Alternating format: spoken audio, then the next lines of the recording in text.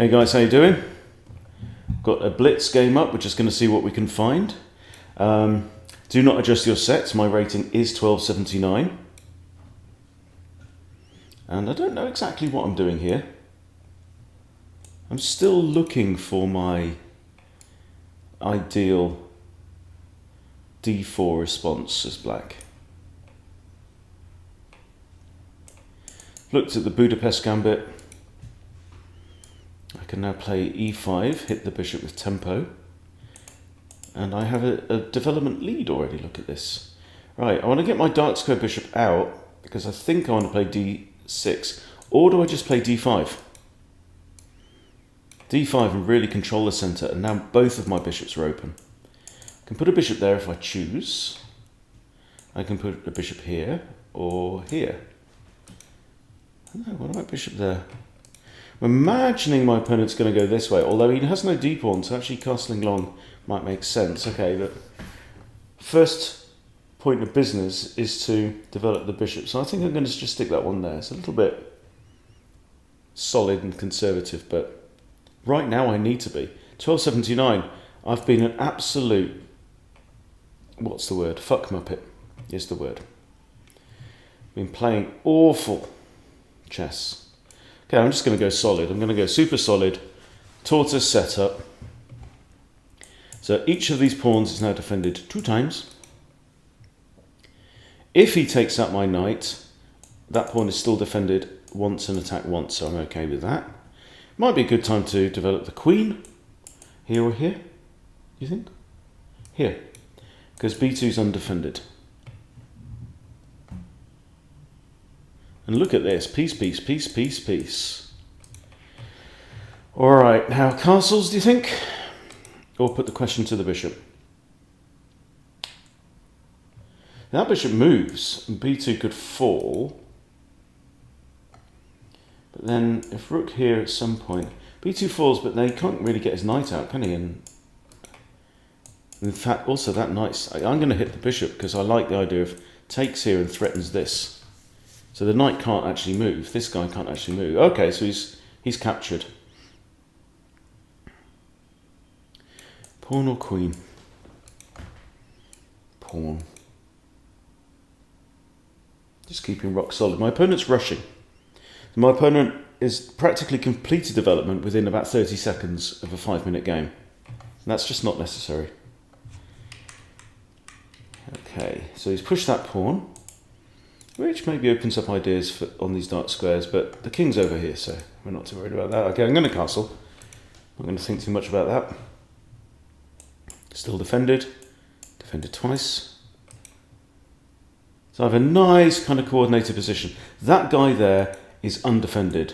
Bishop here is a thought, but then he just moves. He goes here, attacks my queen. Nothing gained. Can't push that because this bishop hangs. So this bishop is actually undefended right now. Let's just push on. Okay, he's hit my queen. I'm going to come back here. Now this bishop is defended. Queen is defended. This pawn is no longer pinned. It can move forward if it wants to. And if we trade queens, I've got the threat here of queen h2 check, supported by a knight. Okay, I'm going to push this. I'm going to pre-move the recapture too. We're not messing around here. Knight here, and then there's a threat of... well, it's not mate in one, but it's pretty good. Okay, so... oh, I was just going to say he's missed it. He didn't miss it. He's preventing my knight from going to that square. And it's a good job I didn't... good job I actually opened my eyes at that point in time. Okay, do I want to take out his wing pawn with the central pawn?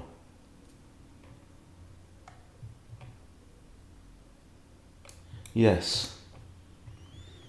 Knight's going to take, which I can then pin if I want, but then that also takes this square away. Now, but the knight's also defending h2, so I'm going to pin the knight and think of other ideas of how to attack the king.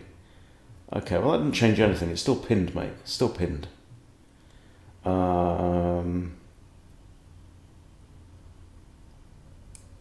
Rook here, attack the undefended pawn.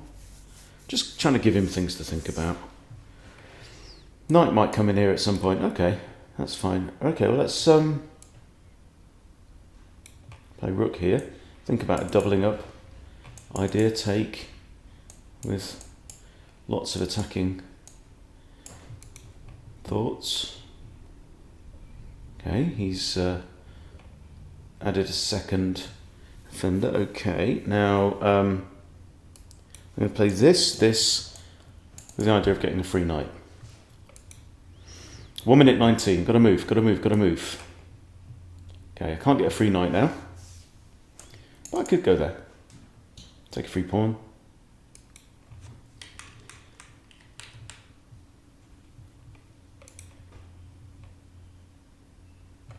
Oh, he's moved. Okay. Right. That's okay.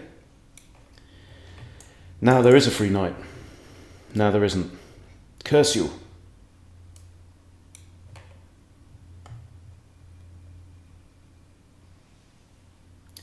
Now there's nothing actually to get for free, which is annoying. So what I didn't do there was, I didn't think, if I move my queen here, what's my opponent's best move? I literally just didn't think. I didn't ask myself the question. Okay, we still have the discovery on against the queen. Okay, now if I take here, queen takes, so that's no good. He's attacking this pawn, so I'm going to come back. I'm going to come back to here. He might take out my bishop. Oh, he's just... What? I don't get that. He's just given up the exchange. I don't buy that. Rated 1253, which is a kind of blitz rating that is tending to kick my tush at the moment. Okay, I'm going to come back here, hit the knight. He's got a check, which is easy to evade.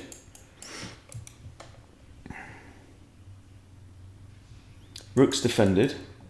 He's doing quite a good job there. That's the current threat. He's on 220. I'm down to 30 seconds, so I need to move quick. Knight here. Queen here. Queen here first. If he goes here, I go here and defend the knight from the rook.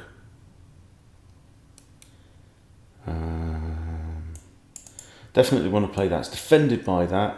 So he's going to have to push. Okay. Okay. See, just playing absolute terrible chess. But this is the weird thing. It's just margins. It's just little margins. Queen here now. Yeah. And I don't know what it is that's making the difference right now. That's okay. I might play this. Checkmate ideas. 20 seconds. He's not got all the time in the world, but...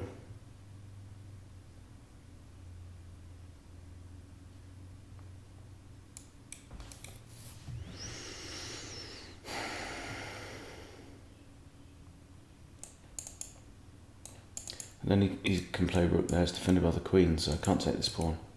Definitely not taking that pawn. Okay. I'm going to run away with the king. Only got a few seconds left.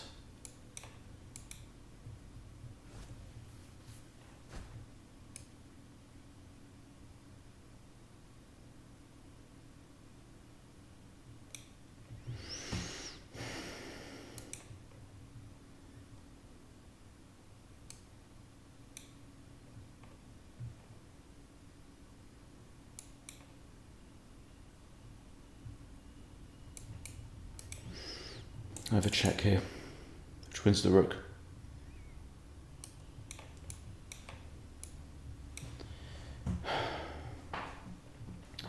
And only 7 seconds. So king's going to come here. I'm going to come here. I'm going to go there with check.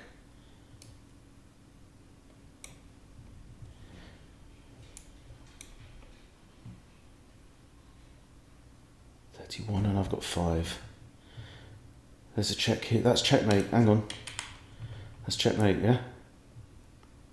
I'm just going to hold. Not checkmate. Good move. Check again. My queen's going to go here. Go here, here. Well, that was absolutely desperate. Now, the important thing is, where did I screw up? Because obviously you always screw up at some point in the game. So the opening is the Indian game, right? Now I don't have a study on this, so there's not really any kind of theory for me to learn, but I'm going to have a look at the first few moves and I'm going to figure out where did I go wrong, because there's far more to be gained from the post-game analysis. Oh, ouch. One blunder each. Well, it felt worse than that. I made 8 mistakes, he made 7. Ow. Damn. See, I did well in the opening. I just really buggered up at this point. Now, so this is kind of a general useful anti-London idea with like immediate c5 on move 2 if they play the bishop out. Now, interesting, one thing I have been playing recently as well is the Englund Gambit, right, where you do this. And then if the London player immediately, this happens. This actually happens. In fact, let's just check it. I'm going to pull it up on Lichess. Right, Lichess Explorer. And we're going to go flipboard. And we're going to go blitz and bullet. Well, let's just go blitz only. 1600 to 2000, yeah? And with this and this, how often is bishop f4 played? You would be amazed. 17,000 times. And this is in blitz. This isn't bullet. This is like 3 minute, 5 minute. 1.2% of the time, right? Some dumb ass will throw its bishop out there and give it away and then go on to lose 75% of the time. So the Englund Gambit is really interesting. Craig, who's our 2000 rated rapid coach on Chess Bootcamp Live, plays the Englund Gambit in Blitz and Bullet. And I mean, there's a very famous line. If you're not familiar with this line, I'll show you quickly. Okay, so it's very challenging, but look at this. I mean, it's 49% for white, 47% for black. Which is, I mean, that's normal. That's normal odds. If you go back to the beginning move, after just d4, right, that's 50% for white, 45% for black, right? So it's not that bad. In fact, from the start, 49, 46. Okay, now, so there really isn't a better move than to capture here. I'll turn on Stockfish. Stockfish will say he has to take the pawn, okay? D takes e5 is plus 1.8 for white. Knight c3 is okay, right? Knight c3 we take. Right, so if they take, this is the classic line in the Englund Gambit if you fancy it. So move 2 or 3, I've move 2. I bring up my knight and attack this pawn, okay? Now, white has 2 good ways to defend the pawn. One is knight here, the other one is bishop out to f4, okay? And it doesn't matter which one of those they do. On your third move, you're going to play your queen to e7 and attack the pawn a second time.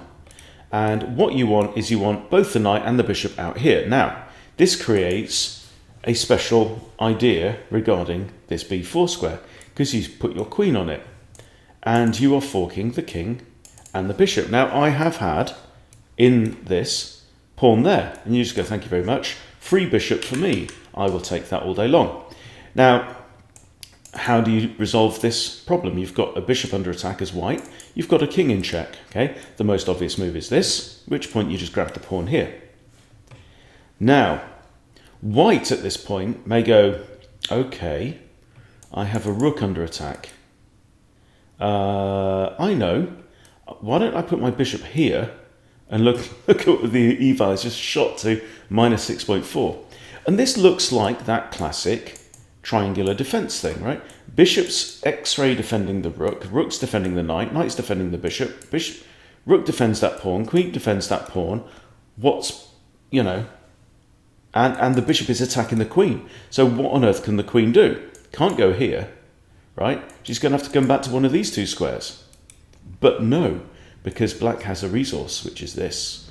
Bishop b4 pins this guy, right? Now the bishop can't take the queen because it's illegal. It won't even let me do it. Oh no, what do we do there? So, for example, quite often you'll have like bishop takes bishop. In fact, what's the most common? Bishop takes bishop, yeah, is the most common. And here, there's one thing you have to remember. Queen takes b4 is okay. Black wins 63% of the time from this position. And remember, we've got it set to blitz only, okay? So queen takes is okay. Knight takes is even better. Because with knight takes, you're threatening knight here with a fork on king and rook, right? And the most common move here by black is knight to d4, right? And that simply drops the rook.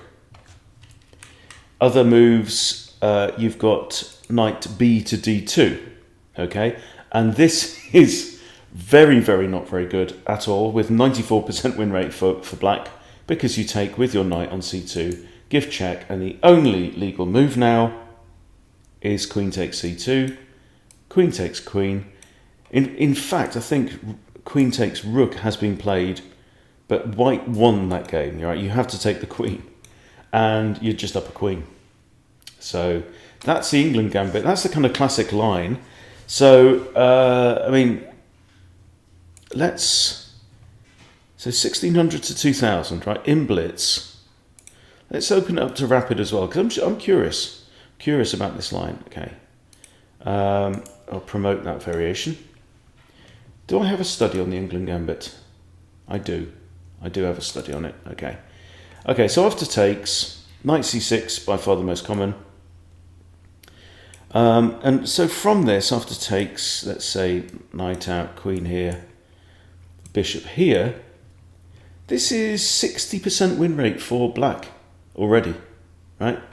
And this is at relatively high level. So it's not a bad thing at all, the Englund Gambit. So there you go. Anyway, so that wasn't a game in the Englund Gambit, but the Englund Gambit is actually what I should be playing against 1d4 at the moment, because I think it's a lot of fun. Plus, you've, even if they don't go down that particular line, you tend to end up with strong positions as black if they decline. For example, if you have this, then this is all, black is already equalized from this position, right? You play your bishop out here, you're going to play that knight, all good. And this pawn's definitely already kind of overextended. So equal position even from there. And there's other ways to play. I mean, d takes is the most common. d5, you've got c4. And then again, already equalised. You take the pawn in the middle. Queen comes out. You can hit the queen. Happy days, right? We're equal. We're playing chess on equal terms already. So, white really, really does have to know what to do in this line. So there you go. I thought that'd be interesting just to share. Hope you found it interesting too. And, well, let's see if we can... I might even go and see if I can get a game in the Englund Gambit. All right, guys. Thanks for watching, everyone. See you later.